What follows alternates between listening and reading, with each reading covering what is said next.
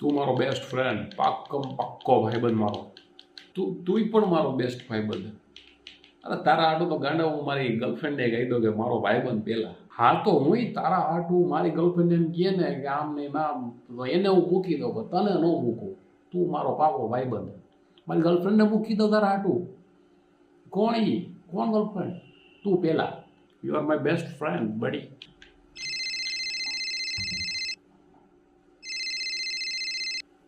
હા બેબી.